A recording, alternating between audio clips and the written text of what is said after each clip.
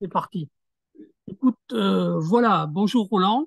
Donc, merci Bonjour. effectivement de ta participation aux 15e rencontres de Espace Marx Aquitaine-Bordeaux-Gironde. Et tu as accepté, évidemment, de nous apporter une contribution dont le titre est le suivant, Nos nouvelles servitudes, comment s'en émanciper? À toi. Très bien, merci. Donc, bonjour à toutes et bonjour à tous. Merci à Dominique et à l'équipe d'Espace Marc Bordeaux-Gironde de cette invitation. Donc, effectivement, j'ai proposé d'évoquer un peu mon dernier essai, mon dernier bouquin qui s'appelle La fabrique de nos servitudes, comment en sortir. Bon, je vais vous donner rapidement un petit peu l'objet de mon intervention. En gros, mon hypothèse, c'est que nous sommes devenus de nouveaux esclaves, les esclaves de nouvelles technologies, c'est-à-dire de nouveaux prolétaires de modernité qui nous tient, je dirais, à la patte par le fil numérique, par le fil des nouvelles technologies. Alors, ce qui revient d'ailleurs d'entrée de jeu à se poser une question, à se demander comment ça se fait que dans l'histoire de l'humanité, notamment dans l'histoire de ces découvertes, une formidable découverte technique, euh, donc porteuse d'émancipation, porteuse de libération, se transforme en vecteur de contrôle social, de normalisation culturelle, de contrainte au service des logiques de domination sociale. Alors, je crois que c'est d'autant plus important que, comme nous le savons, les nouvelles technologies sont tout à fait fascinantes et on risquerait de s'y habituer sans se rendre compte de ce qu'elles impliquent finalement comme forme d'aliénation à la fois sociale et subjective. Et je pense à une citation de la Boétie qui nous met en garde sur justement des habitudes. La Boétie écrit qu'au commencement, on sert contraint et vaincu par la force, mais ceux qui viennent après servent sans regret et font volontiers ce que leurs devanciers avaient fait par contrainte. C'est cela que, naissant sous le joug et puis nourris et élevés dans le servage, sans regarder plus avant, se contentent de vivre comme ils sont nés et ne pensant point avoir autre bien ni autre droit que ce qu'ils ont prouvé, ils prennent pour naturel l'état de leur naissance. Je crois que c'est un point auquel nous avons à réfléchir en ce qui concerne justement notre asservissement par les nouvelles technologies. Alors, je vais développer bien sûr ces dispositifs de fabrique des servitudes, mais à partir de ce diagnostic clinique de notre société, de ces processus de domination sociale, la question se pose de savoir justement comment nous pouvons échapper en quelque sorte à ces dispositifs de servitude. J'insiste d'autant plus que quelqu'un comme Guy Debord, dans la Société du spectacle, dans la traduction notamment italienne de la Société du spectacle, nous avait alerté, sans succès je dirais, sans se tromper mais sans succès, sur ce qu'il appelle cette cybernétisation totalitaire de nos sociétés. Il écrit une cybernétisation totalitaire et hyper hiérarchisée, le contrôle perfectionné sur tous les aspects de la vie des gens, réduit à une passivité maximum dans la production automatisée comme dans une consommation entièrement orientée selon les mécanismes de spectacle. Voilà. C'est d'ailleurs au début d'un tel processus de cybernétisation que nous semblons nous trouver. Alors, nous, je trouve qu'on n'est plus du tout, bien évidemment, au début, puisque mon hypothèse est que nous sommes, si vous voulez, avec ces dispositifs de servitude d'aujourd'hui, dans je dirais, une culture d'un asservissement occulte, insidieux des citoyens.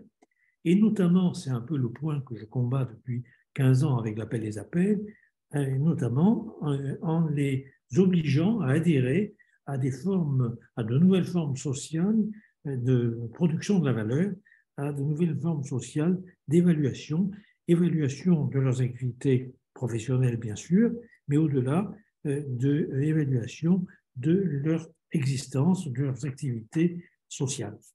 Alors, j'aime bien citer, hein, je sais que c'est une époque aujourd'hui du plagiat et une époque de l'individualisme de masse, mais moi j'aime bien citer, c'est ma façon de reconnaître ce que je dois aux auteurs dont je me suis nourri. Et je commencerai par deux citations La première est de Bertolt Brecht dans ses écrits sur la politique et la société. Il écrit « Rien n'est pire que l'asservissement occulte, car si l'asservissement est manifeste, s'il est reconnu comme tel, il existe au moins une idée, un autre état, celui de la liberté. Et si l'esclavage effectif est appelé par tous liberté, la liberté n'est même plus pensable. Non seulement l'asservissement devient un état naturel, mais la liberté devient un état non naturel. » La deuxième citation est de Jacques Lacan.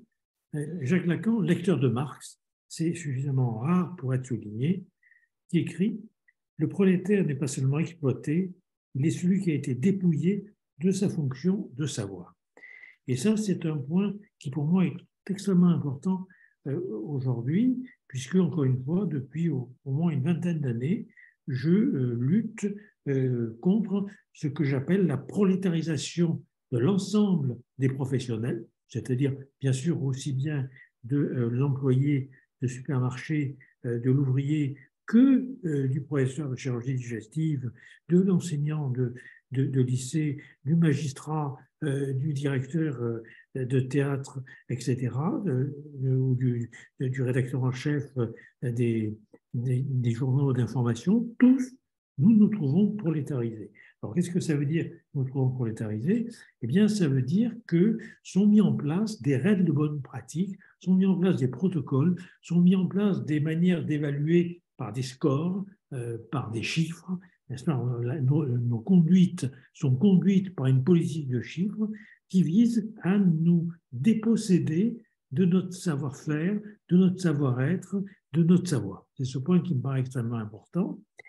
Et je crois que là, véritablement, nous nous trouvons expropriés de nos métiers, expropriés, dépossédés de la responsabilité à la fois méthodologique, praxéologique et morale de nos actes professionnels. C'est un point très important qui finalement nous conforme selon les exigences de score tout à fait abstrait, parce qu'encore une fois, qu'il s'agisse par exemple de la tarification d'activité à l'hôpital, qu'il s'agisse des impact facteurs des revues dans lesquelles les chercheurs doivent publier, qu'il s'agisse du taux d'audience des émissions de radio, de télévision ou des lecteurs de journaux, qu'il s'agisse du nombre de mentions bien ou mentions très bien auxquelles un professeur de terminale doit conduire ses élèves, qu'il s'agisse du nombre de dossiers traités par des magistrats. Donc, dans tous les cas, finalement, tout se passe comme si nous perdions le sens de nos métiers, les finalités de nos actions, en quelque sorte, des manières de se conduire pour atteindre ces scores qui sont définis par des pseudo-experts, et ça me paraît un point très très important, et qui explique d'ailleurs la densification et en même temps l'essaimage d'une technocratie, d'une bureaucratie qui prend le contrôle de nos métiers. Prenons le contrôle de nos métiers, prend le contrôle de nos vies. J'y reviendrai. Alors, c'est un point qui est très important, qui a été souligné par quelqu'un que j'aime bien, mais je crois que je ne dois pas être le seul ici à bien apprécier Ken Loach, qui écrit à propos du cinéma, justement, et de la prise de contrôle des managers de l'industrie cinématographique sur le créateur. Il écrit « Avec le temps, ça a été de plus en plus contrôlé. Plus les années ont passé, plus le format de ce qui marchait en termes d'audience s'est développé et rigidifié. Tout s'est bureaucratisé, hiérarchisé, et comme dans toute industrie, la pression sur la production s'est fortement intensifiée. La tendance est à la réduction des équipes et à la multiplication des managers qui, pour justifier leur position, se doivent d'intervenir dans tous les domaines, du scénario au casting. Dans les années 1960, il ne vous disait pas quel acteur vous deviez engager. » Je crois que ce que dit Ken Loach est vrai à l'hôpital, est vrai à l'université, est vrai dans les lycées, est vrai dans les salles de rédaction, c'est vrai partout. C'est-à-dire qu'en gros, ce sont aujourd'hui des gens qui n'ont pas du tout la connaissance du métier qui gèrent les conditions sociales dans lesquelles nous pouvons les exercer. Donc finalement, aujourd'hui, nous sommes destitués en tant qu'ouvrier par une violence technocratique qui est extrêmement importante. Alors, vous le savez sans doute, j'ai écrit un manifeste des ouvriers avec mes amis Bernard Lubat, qui est, comme vous le savez, musicien de jazz, qui organise le festival du Zest, et Charles Sylvestre, qui était rédacteur en chef de l'Humanité. Donc, ce manifeste des ouvriers, eh bien, il exige, c'est déjà une voie de sortie, qu'on abandonne en quelque sorte la taylorisation des tâches, n'est-ce pas, à laquelle nous sommes contraints pour revendiquer une dimension ouvrière de nos actes professionnels, telle qu'elle a pu exister d'ailleurs avec le mouvement Arendt-Kraft, par exemple, et William Morris, pour prendre un exemple. Je crois que c'est un point d'autant plus important que finalement, c'est sur les scènes professionnelles que nous acquérons ce que le sociologue Pierre Bourdieu appelle des habitus, c'est-à-dire des dispositions à penser et à agir d'une certaine façon. L'habitus, c'est pour Pierre Bourdieu, bien sûr, non seulement une structure sociale, mais aussi une structure mentale. C'est à l'interface du social et du subjectif. Alors, je crois que c'est un point important, pour prendre un exemple très simple et un peu comique que nous connaissons tous. Lorsque nous regardons les temps modernes, Charlot, eh bien, il est en train de visser sur des chaînes automatiques de production de pièces métalliques. Il fait le même geste, mais ce geste eh bien, n'est pas simplement un geste technique, c'est aussi un habitus, en tant que ce geste, il va le poursuivre dans la rue lorsqu'il va visser les poitrines des femmes et il va finalement passer dans les machines dont il devient rouage. Donc aujourd'hui, les habitudes de pensée et d'action que nous pouvons acquérir comme habitus dans nos milieux professionnels sont intériorisés, incorporés et ensuite actualisés dans le milieu familial, dans le milieu amical, dans le milieu amoureux. Et on va aller sur des sites de rencontres comme on se prépare pour aller dans un entretien d'embauche dans la même position éthique de réification, d'aliénation à des fonctions instrumentales. Donc je crois que c'est ça qui, pour moi, et c'est là où le jeune Marx, en tout cas, pour moi, est très précieux, hein, le Marx des différents manuscrits de 44, de 1857, etc. C'est-à-dire qu'il nous montre comment, en gros, comme il dit, lorsque nous produisons, nous ne produisons pas que des biens et des services, nous nous produisons en produisant, et en nous produisons des types d'humanité. J'avais repéré quelques citations, justement, du jeune Marx, que j'avais mis. Quand, par exemple, il écrit, alors là, c'est dans les manuscrits, l'ouvrier produit le capital le produit, il se produit donc lui-même en tant qu'ouvrier et en tant que marchandise. Et il ajoute, l'ouvrier a le malheur d'être un capital vivant, qui a donc ses besoins et qui, à chaque instant où il ne travaille pas, perd de ses intérêts et de ce fait son existence. Alors, je crois que c'est très important parce qu'on le retrouve aujourd'hui, encore une fois, dans toutes les évaluations. J'ai été expert au ministère de la Recherche pendant 7 ans, j'ai été élu au Conseil national des universités, j'ai été président et vice-président de la section, j'ai pu voir pendant 15 ans, j'ai pu voir comment effectivement nous étions réduits en quelque sorte à des scores, réduits à des chiffres, et notre valeur dépendait étroitement de cette conversion de nos activités à des chiffres plus ou moins aberrants d'ailleurs, et plus ou moins imposteurs. C'est une autre question que j'ai abordée ailleurs dans la fabrique des imposteurs. Alors, c'est important parce que c'est ce même Marx qui dit dans Misère de la philosophie, cette phrase terrible dont vous vous souvenez, il ne faut pas dire qu'une heure de travail d'un homme vaut une heure de travail d'un autre homme, il faut dire qu'un homme d'une heure vaut un autre homme d'une heure, le temps est tout, l'homme n'est plus rien, il n'est plus que la carcasse du temps, et jour après jour, la quantité décide pour la qualité. Si vous voulez, je crois que, je dirais que un siècle et demi plus tard, c'est inscrit dans la culture de façon totalitaire. Et on a énormément de difficultés à combattre justement cette aliénation totale, parce que c'est une aliénation totale au sens d'une guerre totale, par exemple. Et je crois que c'est un point très, très important sur lequel je reviendrai encore tout à l'heure. Donc, aujourd'hui, par exemple, pour faire très vite et pour faire très simple, on a un dispositif de fabrique de servitude avec l'aliénation des évaluations. Par exemple, à l'université, on ne fait plus des projets de recherche, on répond à des appels d'offres. Donc, c'est un point qui est très important puisque ça veut dire qu'il y a une hybridation du modèle entrepreneurial du privé sur les missions d'intérêt général, les missions de service public, comme par exemple la recherche. Si vous voulez, on a de la même manière au niveau de l'hôpital, on ne va pas soigner, mais on va faire un nombre d'actes, en quelque sorte, qui donnent une valeur et une rentrée d'argent au pôle médico-chirurgical auquel on appartient.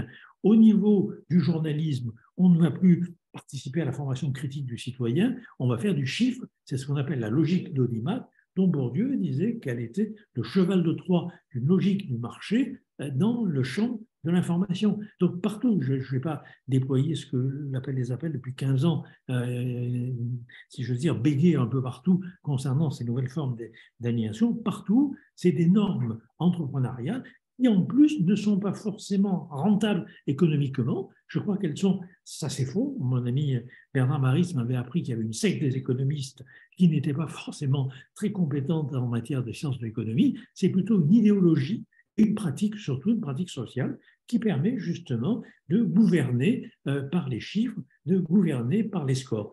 Or, même, c'est un point très important, ça ne veut pas dire qu'on fasse des économies. On a bien vu comment, au moment, par exemple, de la Covid, on a bien vu comment l'externalisation de production du matériel sanitaire nous a coûté très très cher, économiquement parlant. Donc, c'est plutôt le court-termisme et c'est plutôt le profit plus que l'économie. Même quand on prétend que c'est pour faire tourner l'économie, c'est une imposture. Ça n'est pas vrai. Donc, je crois que c'est un point qui est très important. Et d'ailleurs, les financiers, qui sont des gens très sérieux, avaient énoncé une loi dont nous ignorons totalement la portée, qui est la loi dite de Goodhart, et des fois loi de Lucas, qui dit que quand une mesure devient une cible, elle cesse d'être une bonne mesure.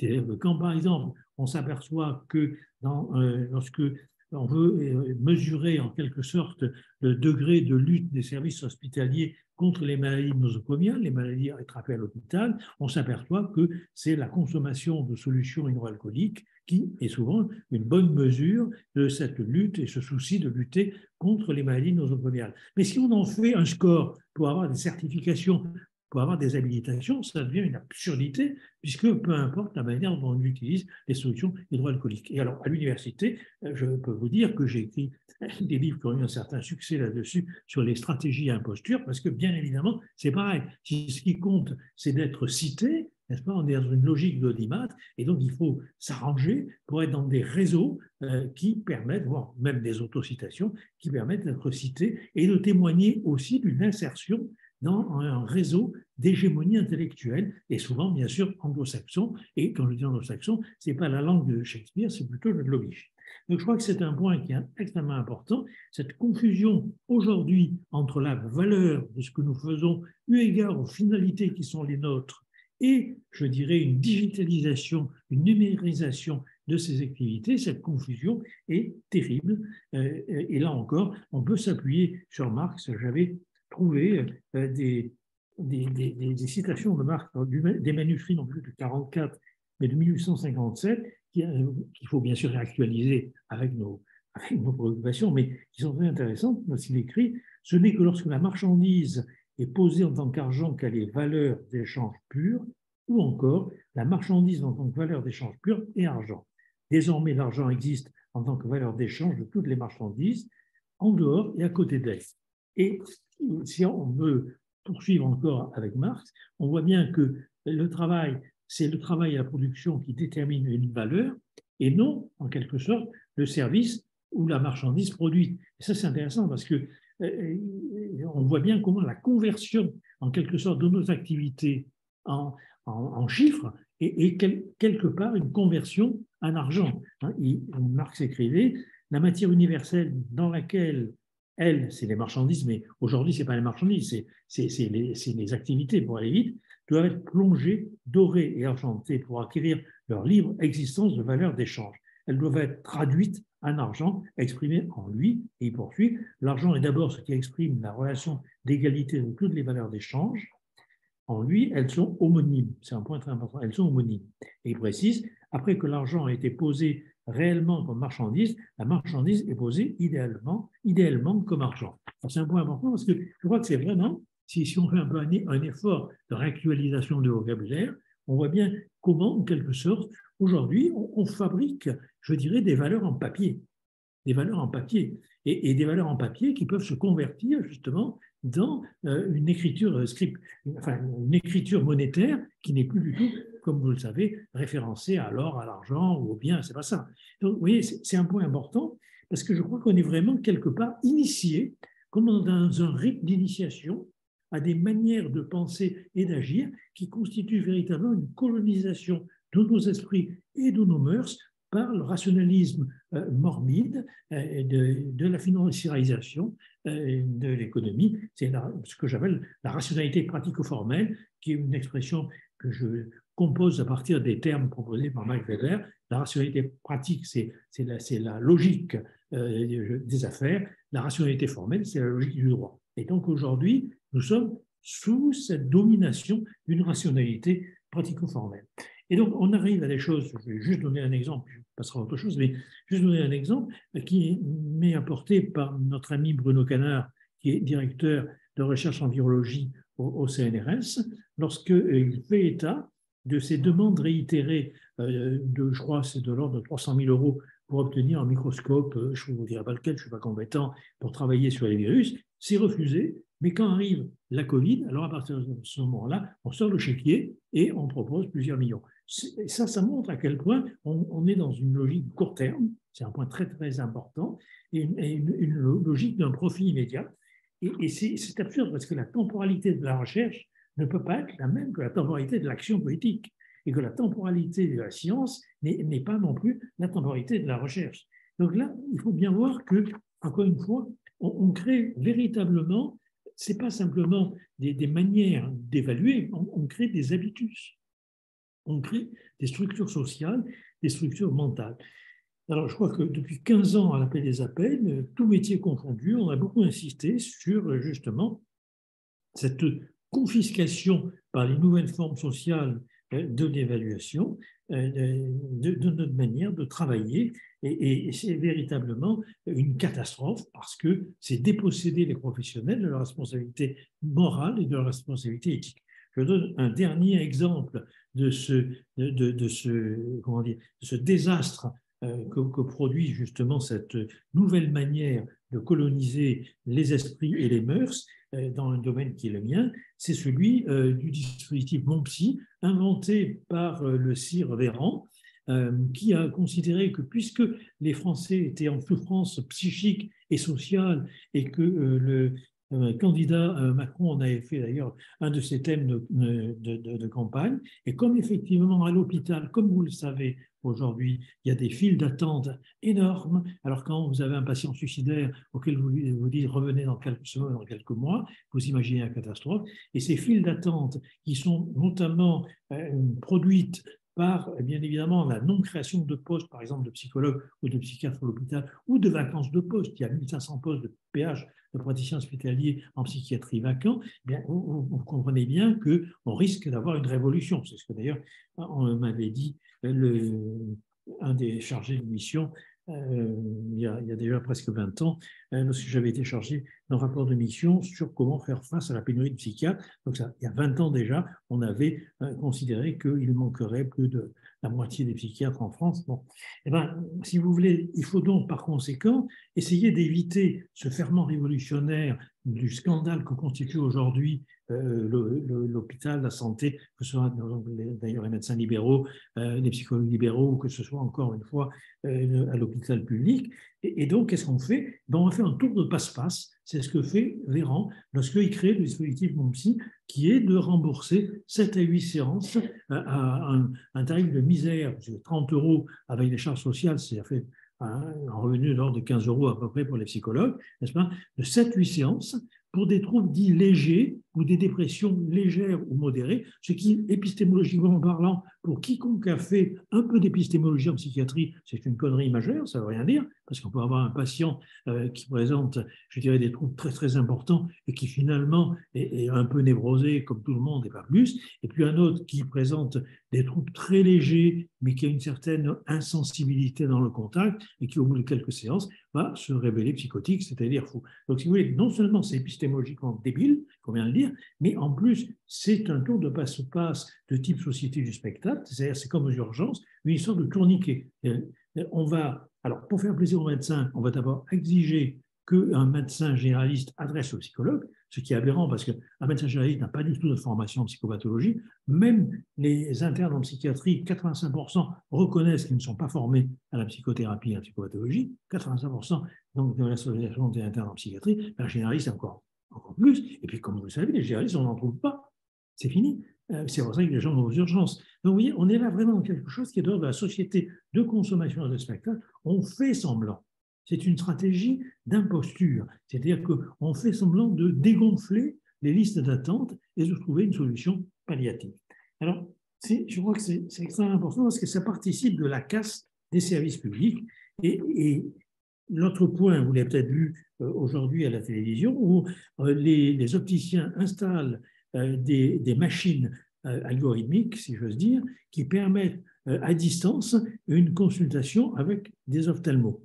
Et donc, à partir de ce moment-là, la machine algorithmique, la machine digitale, l'imagerie médicale, etc., va remplacer le médecin. Et donc, en quelque sorte, comme le dit Marjorie Delvolgo, la relation humaine devient optionnelle. C'est un plus qui va être offert, bien évidemment, aux privilégiés. Donc, aux plus pauvres, les machines, et aux privilégiés, les relations humaines, en plus des machines, parce que les machines sont extrêmement précieuses. Et je crois que ce point-là est très important parce qu'on voit bien, justement, par rapport à une grande question qui est posée autour des lumières, est-ce que les lumières ont un côté très sombre ou pas, enfin, l'universel, etc. Est-ce que les lumières n'ont pas contribué à l'émergence de différentes formes de totalitarisme? Ce n'est pas ça le problème. C'est qu'en gros, on voit bien comment la dégénérescence du message d'émancipation des lumières s'est transformée en rationalisation pratico-formelle de l'ensemble de nos activités. Ce n'est pas les lumières. Et c'est un drame qui date. Bien sûr, 1784, qu'est-ce que les lumières sortent de l'état de minorité dans lequel tu te complètes toi-même, de te fier à ta raison pratique, à ta loi morale, c'est magnifique. 1948, le printemps des peuples s'empare de ce slogan dans toute l'Europe, sauf que bien évidemment, dans la deuxième moitié du XIXe siècle, et notamment avec les exigences normatives de la deuxième révolution industrielle, on voit bien que ça ne tient pas à la route, parce que comment demander à un gamin de 8 ans qui descend dans la mine de ne se fier qu'à sa raison critique et à sa loi morale? Ça ne tient pas à la route. Ou un ouvrier qui va se louer sur le marché du travail, est-ce qu'il peut être autonome? Est-ce qu'il peut être libre? Donc là, ça fait scandale et je dirais qu'on n'a jamais réglé ce problème. Il ressort, il y a des résurgences diverses et variées, dont j'ai parlé dans plusieurs de mes essais, je vais en parler maintenant, qui apparaissent aussi bien à la fin du 19e avec les nationalismes, l'antisémitisme, le fascisme, etc., qu'entre les deux guerres. Bon, et aujourd'hui, je pense que c'est recyclé par une autre forme de totalitarisme, qui est le totalitarisme néolibéral. Donc je crois que conduite, c'est la définition que Foucault donne à la politique. Si on conduit les conduites par les chiffres, eh bien, encore une fois, ce n'est pas pour des raisons d'objectivité, ce n'est pas pour des raisons d'égalité, c'est parce que c'est la meilleure façon, finalement, d'asservir les gens, de donner des ordres sans en avoir l'air. Et je pense à cette phrase d'Alfred Sauvy, qui était ni marxiste ni gauchiste, comme vous savez, qui disait que les chiffres sont des êtres fragiles qui, à force d'être torturés, finissent par avouer ce qu'on veut leur faire dire. On peut dire que c'est comme ça qu'aujourd'hui, on utilise justement la digitalisation du monde et comment notre humanité devient numérique. Alors, ça aboutit à ce que, justement, quelqu'un comme Achille Mbembe appelle le devenir nègre du monde, et je crois que c'est un point important. Il faut que je retrouve la citation d'Achille Mbembe dans mon bouquin. Pour la première fois dans l'histoire humaine, le nom nègre ne renvoie plus seulement à la condition faite aux gens d'origine africaine à l'époque du premier capitalisme, c'est cette fongibilité nouvelle, cette solubilité, son institutionnalisation en tant que nouvelle norme d'existence et sa généralisation à l'ensemble de la planète que nous appelons le devenir nègre du monde. Donc, je suis un peu dans cette analyse-là. Si je veux dire, c'est qu'en gros, nous sommes, bien sûr, il ne s'agit pas de dire que c'est pareil que les esclaves des plantations, c'est pas ça. Mais nous sommes dans une nouvelle forme d'esclavage et dans mon livre, j'essaie beaucoup de montrer en quelque sorte cette parenté qui repose sur un imaginaire commun qui est que l'homme est un instrument. Et donc, par conséquent, il faut l'utiliser au mieux. Et ça, c'est une morale utilitaire qui est la nôtre aujourd'hui. C'est une conception de la valeur qui est la nôtre aujourd'hui et contre laquelle nous avons bien sûr à lutter. Et je pense notamment à l'adage de l'exposition universelle de Chicago en 1933 qui disait la science trouve, l'industrie applique et l'homme s'adapte. À partir de là, c'est terminé. On est encore une fois dans une violence technocratique qui est, je dirais, le masque d'une violence beaucoup plus profonde à l'égard de l'humain, c'est-à-dire sa transformation en chose et en instrument. Alors, je n'ai pas le temps de développer, bien sûr, ici, mais on voit bien, par exemple, dans les modèles de l'éducation, tels que les a portés, par exemple, l'abominable Jean-Michel Blanquer. Eh bien, on voit bien que dans ces modèles, il s'agit de faire en sorte que l'élève est transformé en logiciel d'apprentissage. Et pour ça, il a la bénédiction de Stanislas Dehaene, professeur au Collège de France en neurosciences et en psychologie expérimentale, n'est-ce pas, psychologie cognitive.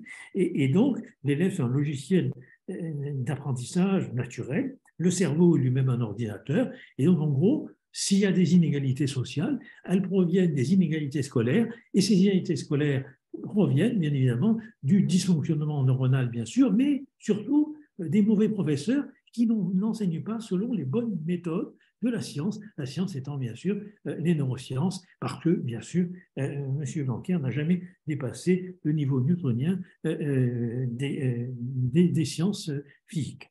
Alors, je crois que c'est très important parce qu'on sait bien pourquoi il détestait Bourdieu, il parlait des bourdieuseries, parce que Bourdieu, lui, au contraire, il montre les conditions sociales de la production de savoir avec l'histoire d'un capital symbolique.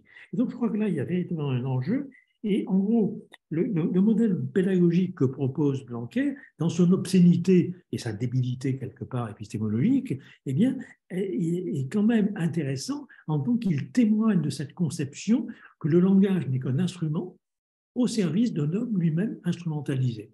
Et que donc il faut apprendre les différents modules de compétences, par exemple, faire en sorte que une dictée quotidienne amène justement l'enfant à reconnaître l'image juste d'une formule syntaxique ou d'un texte. Mais sans se poser la question de savoir si l'enfant qui apprend en quelque sorte par la dictée comprend le sens de ce qu'il restitue. Et là, on voit bien, c'est très intéressant, parce qu'on voit bien comment ce modèle d'une reconnaissance faciale presque du texte littéraire, eh bien, qui exclut donc la question du sens et la question de l'esprit critique, c'est exactement le modèle de l'ordinateur. Parce que le modèle de l'ordinateur va stocker des millions d'images et va pouvoir, avec ce stockage, ensuite les traiter, les sélectionner et restituer ce qu'on lui demande. Par exemple, dans un diagnostic de cancer de la peau, le mélanome, on sait bien que l'imagerie médicale marche mieux que les dermatos. Elle réussit entre 92 et 95% la détection des images pathologiques de mélanome, mais l'ordinateur n'a pas appris l'anatomophysiologie de l'ectoderme et il ne comprend pas du tout ce qu'il fait. Mais il a engrangé des images, il a été capable de sélectionner avec une puissance considérable de calcul, bien sûr, les images pathologiques pour identifier les mélanomes. Ben, en gros, on est en train de former aujourd'hui les élèves de cette manière-là. Et du coup, on les dégoûte du savoir, le savoir ayant un trait épistémologique avec la saveur. Alors, on peut se demander justement où sont aujourd'hui passés les modèles pédagogiques comme celui de l'école Freinet ou de Montessori. Ouais. Donc, je crois que c'est un point qui est pour moi très important. Et pour moi, donc là, je n'ai pas trop le temps de développer, mais je crois que plusieurs points pour sortir de cet état, il y a plusieurs points en quelque sorte. Parce que j'ai entendu tout à l'heure Jean-Seb parler justement des impasses. Mais le problème des impasses du capitalisme, c'est que ces impasses aujourd'hui, comme le dit un de mes amis, directeur du Turski à Marseille, les impasses ont des murs élastiques. C'est-à-dire que justement le grand problème, c'est qu'on ne s'aperçoit pas, si j'ose dire, que nous nous heurtons à des murs parce qu'ils ont un degré d'élasticité que permet notamment les nouvelles technologies, on y reviendra, et la liquidité des relations sociales, qui fait que le capitalisme s'adapte très très bien. Le néolibéralisme, c'est évidemment du capitalisme financier, hein, pour dire les choses simplement, parce que moi je ne crois pas à la raison du monde néolibérale, je crois qu'il y a les pratiques sociales, pour aller vite, qui construisent une rationalité. c'est pas tout à fait pareil. Et donc, je crois qu'un des enjeux majeurs, c'est d'abord il faut arrêter les évaluations. Il faut qu'en quelque sorte, les professionnels se réapproprient, en quelque sorte, le pouvoir de décision qui a été confisqué par les managers, confisqué par les bureaucrates, confisqué par la technocratie. C'était d'ailleurs un mot d'ordre de Bourdieu dès 1995, au moment des grandes grèves. Nous avons nous réapproprié. Donc, il faut arrêter, il faut empêcher les évaluations, qui pour moi est très très simple, enfin, les évaluations telles qu'elles sont pratiquées, et y substituer des évaluations citoyennes avec les professionnels et ceux qui, justement, en quelque sorte, bénéficient ou pâtissent d'ailleurs des services qu'on peut leur rendre.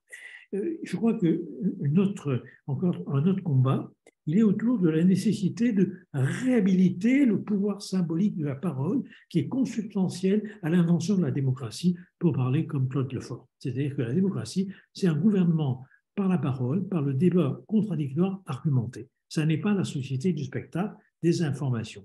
Je crois que c'est un point important. Alors là, je n'ai malheureusement pas le temps de développer, mais j'aurais voulu essayer de montrer qu'aujourd'hui, nous sommes dans une société de l'information et plus dans une société de la parole. C'est-à-dire que le lien social se construit par les informations, mais pas par la parole. Et là, je m'appuie beaucoup sur Gilles Deleuze pour essayer de montrer comment l'information aujourd'hui est le moyen d'aligner les citoyens sur des autoroutes de servitude. Et je donne une citation de Deleuze qui m'évitera de développer ce point. Il écrit « À un premier sens, la communication est la transmission et la propagation d'une information. Or, une information, c'est quoi? Ce n'est pas très compliqué, tout le monde le sait. Une information est un ensemble de mots d'ordre. Quand on vous informe, on vous dit ce que vous êtes censé devoir croire. En d'autres termes, informer, c'est faire circuler un mot d'ordre. Les déclarations de police sont appelées à juste titre des communiqués, ce qui revient à dire que l'information est exactement le système du contrôle. Donc, si vous voulez, je crois qu'aujourd'hui, on est dans ces sociétés de l'information jusqu'à l'infobésité, parce que de toute façon, il suffit d'ouvrir la radio ou la télé, on va vous dire qu'il fait froid l'hiver, qu'il faut tousser dans le creux du coude, qu'il faut se couvrir parce qu'il faut baisser en même temps le chauffage, toute une série de conneries comme ça pour aller vite. Et à côté de ça, on va vous parler, n'est-ce pas, des bombardements en Ukraine, on va vous parler de la crise climatique, mais sur le même plan. Il y a une absence de hiérarchisation des informations qui est d'une espèce de boulimie, en quelque sorte, par les big data, et qui fait qu'on n'a pas le temps de trier et de penser. Il y a une phrase que j'aime bien du philosophe Jean-François Lyotard qui disait que dans un univers où le succès est de gagner du temps, penser n'a qu'un défaut mais un corrigé, d'en faire perdre. Aujourd'hui, que ce soit dans l'organisation des tâches au travail, en travaillant en flux tendu, en travaillant selon des protocoles, en essayant toujours de gagner plus de temps pour vendre mieux, etc.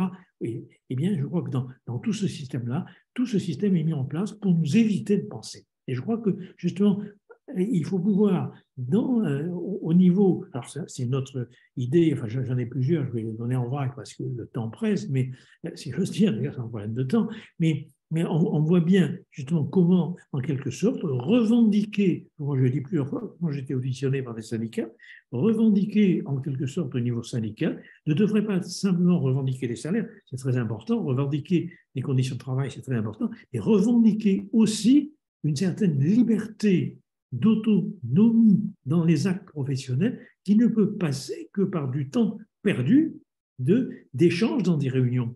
Et je renvoie ce travail formidable de Bruno Trentin sur la Cité du travail, où il montre bien que la gauche a perdu du jour où justement les partis politiques de gauche et les syndicats ont abandonné les exigences d'une autogestion. Pas l'autogestion de la deuxième gauche française, ça c'est un autre problème, c'est pas le nôtre, mais une véritable, en quelque sorte, réappropriation démocratique sur les lieux professionnels d'une capacité de penser à l'adéquation entre ce que nous faisons et ce que nous devons faire en termes de finalité et non pas en termes de score. Parce que justement, les scores sont là pour nous empêcher de penser à l'adéquation entre nos actes et les finalités de nos métiers. Alors, je crois que, pour faire vite encore une fois, face à cette société de l'information, il faut que nous puissions objecter, je dirais presque, à une société des actes de création. Et là, je suis très deleuzien, comme vous vous en doutez, et Deleuze montre bien que l'acte de création n'a rien à voir avec l'information. L'acte de création ne communique rien, comme il dit.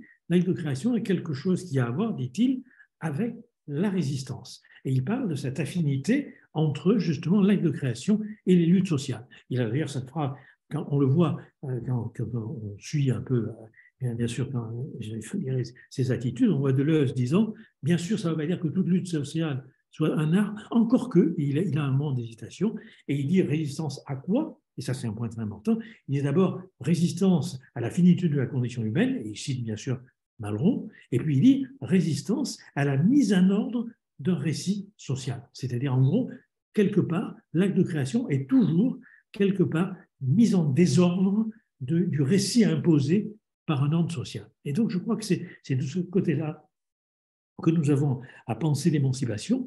Et il a aussi cette phrase très importante qu'il emprunte à Paul Klee et à mon avis aussi un peu à Jaurès, pour avoir un peu de Jaurès, grâce à Charles Sylvestre d'ailleurs, lorsqu'il dit que l'acte de création s'adresse au peuple qui n'est pas là, au peuple qui manque, au peuple à venir, enseveli sous les trahisons et les reniements. Et je crois donc que c'est de ce côté-là que nous avons à penser en quelque sorte une sortie de cette société de résignation. Alors juste peut-être sur cette société de la résignation, j'ai fait un travail de déjà pas mal de temps sur Le Corbusier, parce que Le Corbusier, c'est exactement le technofasciste qui nous invite à la résignation absolue quand il construit ces cellules d'habitation. Et si je trouve Guy Debord, je le lis parce que c'est vraiment un propos tout à fait admirable, il faut que je le trouve, c'est pas évident. Bon, ben, sinon, tant pis. Voilà. Guy Debord écrit à propos de Le Corbusier, de cette société de la résignation. Dans cette époque de plus en plus placée sous le signe de la répression, il y a un homme particulièrement répugnant, nettement plus flic que les moyennes. Il construit des cellules d'unités d'habitation, il construit des ghettos à la verticale, des morgues pour un temps qui en a bien l'usage, il construit des églises. Voilà bien le programme, la vie définitivement partagée à un îlot fermé, en société surveillée, la fin des chances d'insurrection et de rencontres, la résignation automatique. Et je crois que c'est ce point-là qui est très important. Parce qu'il ne faut pas oublier quand même que le taylorisme, avant d'être des techniques comportementales d'accroissement de rendement, le taylorisme, il faut lire la préface de Le Chatelier dans la traduction française, justement, où il dit c'est le moyen d'empêcher que des compagnons d'atelier ralentissent la cadence pour éviter le licenciement ou le chômage donc, de certains d'entre eux. C'est-à-dire que le taylorisme que nous sollicitons dans tous les métiers, chercheurs, médecins, chirurgiens, etc., dans tous ces métiers, le taylorisme est une façon de casser la solidarité sociale spontanée. Et ça, c'est un point qui est extrêmement important. C'est la raison pour laquelle il faut pouvoir réinstaurer les conditions d'émergence de cette solidarité sur les lieux mêmes du travail. Je crois que ça passe aussi, bien évidemment, ça passe aussi par, je dirais, une réhabilitation de la parole et du langage en tant que puissance de création. C'est-à-dire que, pour le dire simplement, je suis pour une biodiversité, non seulement du vivant, mais une biodiversité des savoirs.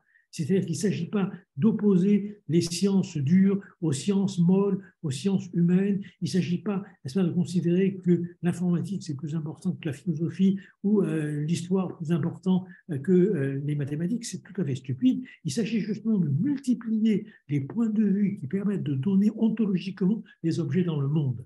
Et justement, c'est ce qui manque à chacune des théories qui rencontrent du monde qui permet aux autres d'apporter une complémentarité, pas une complémentarité pour boucher les manques, mais une complémentarité pour permettre à chacune de ces disciplines de recréer sa propre problématique. Et là, je m'appuie beaucoup, on n'a pas le temps d'en parler, sur le philosophe et poète antillais Édouard Glissant, c'est-à-dire, je crois qu'il faut vraiment, en quelque part, réhabiliter l'imaginaire des langues, pas la connaissance des langues. La connaissance des langues a encore cette dimension instrumentale que je combats, mais sur l'imaginaire des langues pour, en quelque sorte, je le cite, le poète n'a pas peur de l'imprédictible, il n'a pas peur de chaoter. Ben, je crois qu'il faut pouvoir, en quelque sorte, justement, aujourd'hui, avec les humanités, la poésie, l'art, l'histoire, la philosophie, prendre soin de la vulnérabilité humaine qui est ce par quoi les individus s'humanisent. Il ne faut pas oublier que Pignaliando, le Quattrocento, quand il parle de la dignité de l'homme, il insiste justement sur l'état de néothénie, d'impréparation de l'espèce humaine à la naissance. C'est-à-dire que le petit homme a tout de suite besoin de notre secours âme, sans lequel il ne peut pas survivre, sans lequel il ne peut pas s'humaniser.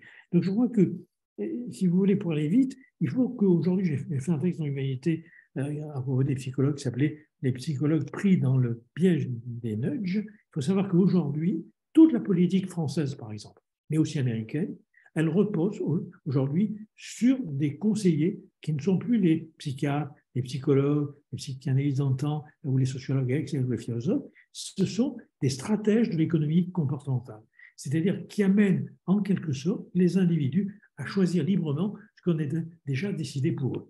Le nudge, vous le savez, qu'est-ce que c'est? C'est le coup de pouce, le coup de coude, c'est le coup de trompe que la mère éléphant donne à l'éléphanteau pour le remettre sur le bon chemin. Aujourd'hui, il faut savoir qu'en gros, c'est ça qui est mis en place comme stratégie du gouvernement. Bon, on aurait pu prendre plusieurs exemples, mais le pass sanitaire en est un. Un autre exemple de nudge qui est plus amusant, un autre exemple de nudge, c'est par exemple la déclaration fiscale pré-remplie. On sait que ça multiplie l'adhésion des individus à remplir leur fiche fiscale, etc., leur imprimés fiscaux. Mais un autre truc très amusant, c'est que par exemple, lorsque dans les aéroports, dans les toilettes, les urinoirs, si vous mettez aux gens qu'ils doivent faire attention de ne pas pisser à côté parce qu'il faut respecter l'hygiène, il faut respecter le personnel, etc., ça a très peu d'effet. Mais si vous mettez une mouche noire au fond de l'urinoir, 85% des éclaboussures disparaissent. Donc en gros, c'est une stratégie de conditionnement. Ben, il faut savoir qu'aujourd'hui, pour aller vite, il y a une forme de technofascisme qui se met en place, que avait tout à fait anticipé d'ailleurs Pier Paolo Pasolini dans les années 70 déjà, qui se met en place à la place d'une gestion démocratique des citoyens. En lieu et place, il y a une gestion par l'économie comportementale des populations, une gestion des masses. Alors, comment s'en sortir? Je crois que je vous l'ai un peu dit rapidement, sûrement, et mal, j'en suis désolé, mais pour sortir de la religion capitaliste, comme l'appelait Walter Benjamin, qui copule aujourd'hui avec des nouvelles technologies produisant une déshumanisation généralisée, c'est quand même ça qui est en jeu, eh bien, cet effacement de la substance relationnelle du vivant, pour éviter cette fatalité technologique, il ne faut pas s'en prendre aux nouvelles technologies, qui sont tout à fait formidables. C'est aussi stupide, entre guillemets, que casser des machines qui nous servent pour aller vite, que casser un ordinateur, etc. C'est absurde. Il faut s'en prendre au détournement de ces technologies qui sont porteuses d'émancipation, on l'a vu à plusieurs reprises, la preuve aussi on peut communiquer, le détournement à des fins, je dirais, de domination sociale. Et donc il faut aussi qu'on puisse, si j'ose dire, à la manière de Bourdieu, s'emparer des armes de l'adversaire. Pour terminer, je crois qu'il y a un enjeu majeur, c'est qu'aujourd'hui, nous avons lâché la proie du vivant pour l'ombre des algorithmes. Et donc il faut absolument qu'on puisse réintroduire le sensible dans la démocratie. Je partage assez volontiers l'expression de Rancière, la démocratie, c'est le partage du sensible. Donc nous devons absolument réintroduire ce sensible dans l'ensemble de nos axes et réintroduire la question de la valeur qui a été détruite, pulvérisée, confisquée par les nouvelles formes d'évaluation tout à fait scandaleuses. Je pense qu'aujourd'hui, nous devons plus que jamais nous rappeler, je vais terminer cette phrase, c'est la dernière conférence d'Édouard Glissant à l'Institut Tout le Monde, rien n'est vrai avec un grand V, tout est vivant. C'est ça, aujourd'hui, notre enjeu. Et pour ça, je crois qu'il nous faut parvenir à nous soustraire à la langue utilitaire des négriers, c'est-à-dire à la manière des esclaves marrons. Je pense souvent au travail de Patrice Chamoiseau, sur le marronnage, où justement, il s'agit, n'est-ce pas, comme vous le savez, les esclaves marrons, c'était les fuyards qui allaient se réfugier sur les cimes marrons, c'est les cimes, n'est-ce pas? Eh bien, Patrick Chamoiseau dit qu'il y a d'autres manières de marronner. Il y a un marronnage symbolique, je vais le citer, et puis en rester là, qui écrit « Ces esclaves étaient mieux que rebelles, des guerriers. Ils se réhumanisaient à eux-mêmes, pour eux-mêmes, par les créativités du rythme, de la danse, du chant et de la parole. Les résistances qui se fondent sur la création, la créativité, sont mieux déterminantes. la créativité est toujours une réhumanisation. Elle prend saute sur l'instinct d'exaltation de l'existence dont l'être humain peut disposer en lui. Je crois que c'est à cela, je crois que, en gros, je prône souvent un habitus de l'utopie, un habitus utopique. Je crois que ce n'est pas, encore une fois, un récit sur les lendemains qui chantent, ou ce n'est pas une révolution généralisée, c'est parvenir, là où chacun d'entre nous nous sommes, à marronner symboliquement pour échapper à la langue utilitaire des logiques de domination. Merci.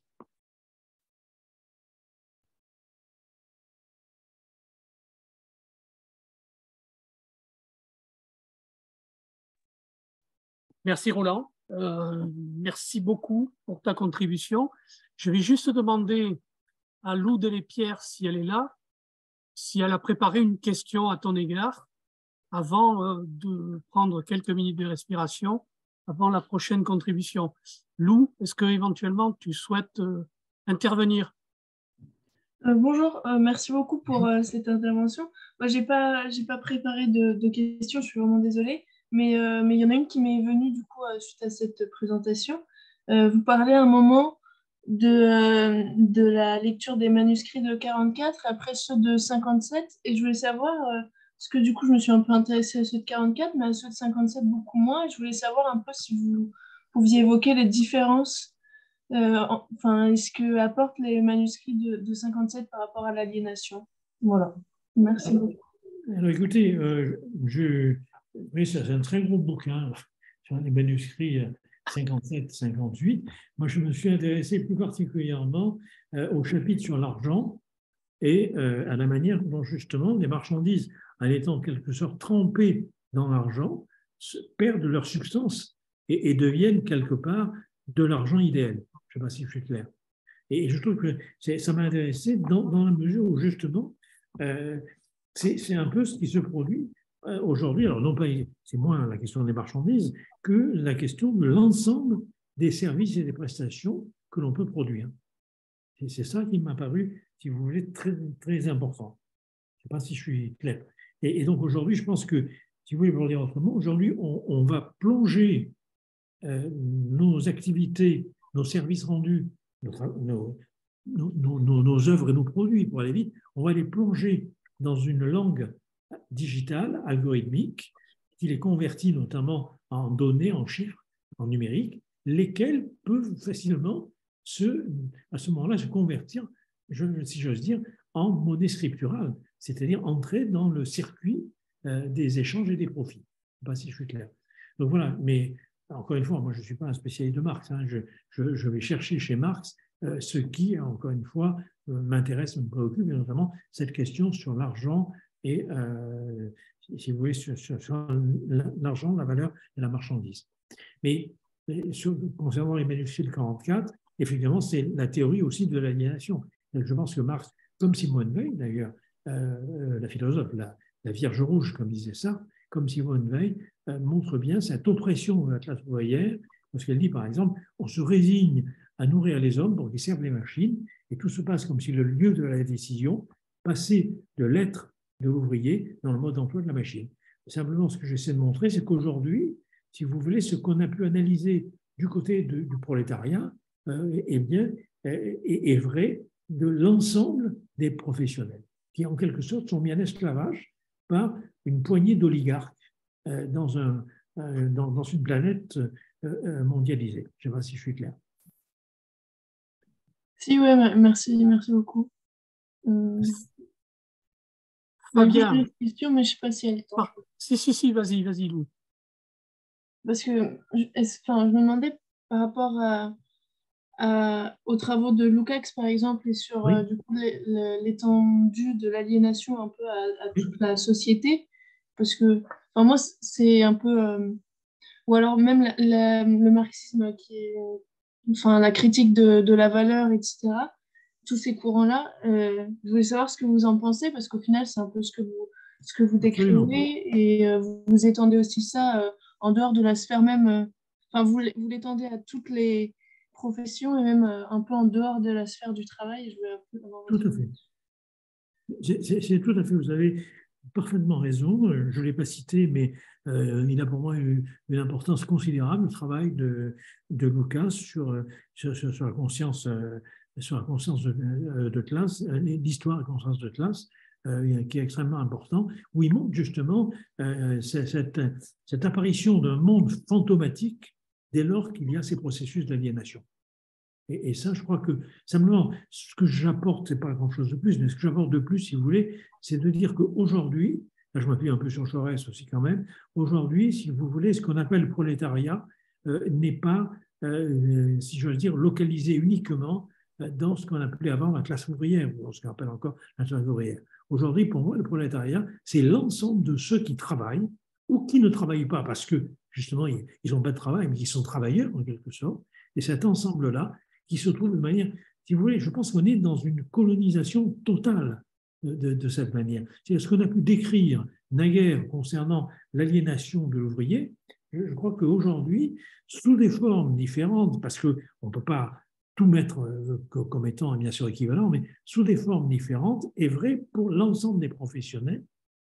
Et comme je m'appuie aussi beaucoup sur Hannah Arendt, et comme c'est le travail qui est, comme elle dit, l'organisateur social, dans notre modernité, concerne l'ensemble des gens qui vivent en société. C'est ça qui est important. Et d'ailleurs, elle dit, il n'y a rien de plus douloureux que d'être un travailleur sans travail dans une société entièrement organisée par le travail. Donc oui, vous avez raison, je généralise, j'extrapole en quelque sorte à partir aussi de mes pratiques, parce que j'ai plusieurs pratiques professionnelles, d'universitaires, de soignants, d'enseignants, etc. À partir de l'ensemble de mes pratiques, je constate, et aussi le témoignage de l'appel des appels, et puis le travail que je fais avec ma femme, qui est médecin hospitalier, Marie-Josée Lovegood, donc tout le travail qu'on fait, si vous voulez, depuis 30 ans ensemble, on constate que c'est vraiment, quel que soit le salaire, on a de bons salaires quand on est médecin, etc. C'est pas le problème, c'est pas ça. Quel que soit le salaire, quel que soit encore une fois le prestige, j'ai terminé professeur de classe exceptionnelle à l'université, j'ai pas à me plaindre de la reconnaissance de mes pairs, c'est pas le problème. Mais en gros, néanmoins, à la fin, c'est d'ailleurs pour ça que je suis parti, j'ai refusé le surnombre, bien à la fin, on était dans une densification de normes, dans un filet normatif tel que nous perdions vraiment notre liberté. Et je crois que, si vous voulez, l'émancipation, aujourd'hui, peut-être qu'un jour, on n'aura plus besoin de travailler, mais en tout cas aujourd'hui, l'émancipation, elle passe nécessairement par les lieux où nous travaillons. Et ces lieux, je les ai vus au cours de toutes les décennies de travail que j'ai pu avoir, je les ai vus réduites sans cesse, et au nom, soi-disant, d'un progrès.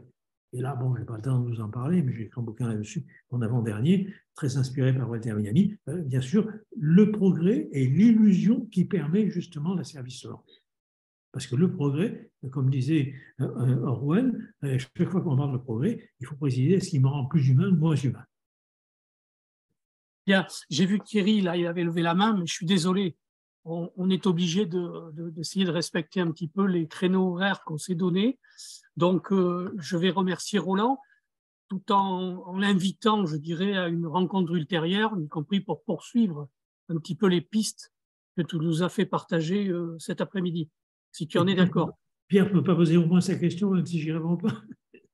Thierry, tu veux que tu... Bon, écoute, pose ta question, mais ce n'est pas un commentaire, si tu prends, non, je connais un petit peu. Vas-y, Thierry. Oui, alors je vais être très rapide. Moi, j'avais été au noyau là, de 3-4 au niveau du noyau des profs qui avaient organisé le refus du dispositif numérique qui s'appelle Santorin pour la correction des copies du bac.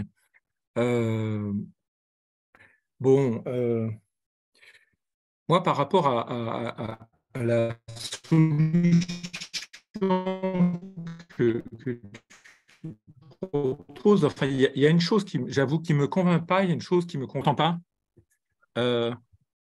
Moi, je crois que c'est très difficile aujourd'hui de lutter à l'intérieur des établissements, des entreprises, contre ces logiques d'asservissement, de benchmarking, etc., par toutes ces procédures. Voilà, se réapproprier notre métier.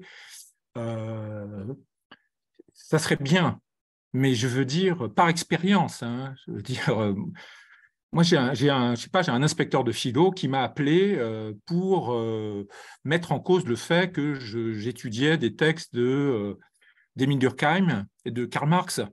Et je lui ai répondu, mais c'est au programme. Hein, et j'ai un rapport disciplinaire m'accusant d'atteinte grave au principe de laïcité, sans preuve, sans rien du tout. Voilà ce qui se passe quand même. Hein, je veux dire, bon. Donc, ça me semble extrêmement difficile, malheureusement.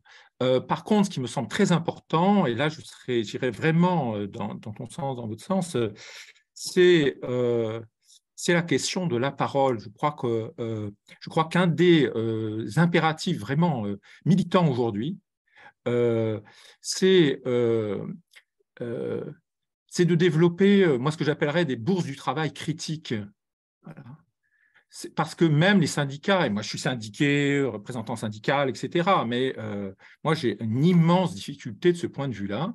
C'est quand même des lieux, je respecte bien sûr tous mes camarades, mais je veux dire, on ne se forme pas beaucoup, on ne réfléchit pas beaucoup, on ne peut pas dire que les livres circulent, on ne fait pas de rencontres vraiment interprofessionnelles avec l'ensemble des personnels, le secteur. Ça serait quand même intéressant, par exemple, j'avais essayé de le faire, mais que des professeurs rencontrent les personnels du médico-social en direct, et pas seulement des secrétaires départementaux de structures syndicales, et discutent ensemble, parce que je pense que chacun découvrirait des mondes, quoi, et des circulations, enfin, voilà. Merci Thierry. Bon. Roland, donc en quelques mots, avant de passer la parole à Dominique. Non, mais en quelques mots, je vais pas. Je suis d'accord que c'est très difficile. Bon, sur son tournage, justement, j'en ai parlé à mon bouquin, et on a rencontré ici les gens, et on a vu comment, finalement, sous des menaces diverses ou des séductions diverses, ils se sont délités en tant que collectif. Donc, je suis tout à fait d'accord avec toi. Mais ensuite, le reste, moi, je dirais que l'appel des appels, c'est ça notre objectif. C'est justement de nouvelles alliances pour montrer aux professionnels que nous souffrons tous de la même matrice normative qui nous a servi. Et donc, à partir du moment où des profs peuvent parler à des journalistes, lesquels sont eux-mêmes mis en servage, il ne faut pas se tromper, peuvent parler à des médecins, etc., je crois qu'il y a là un maillage social qui restitue vraiment la dimension politique des métiers. Donc, prenons des initiatives dans ce sens. C'est ce qu'on essaye de faire à Espace Marx. Merci Roland. Je te dis à une prochaine fois et à très bientôt.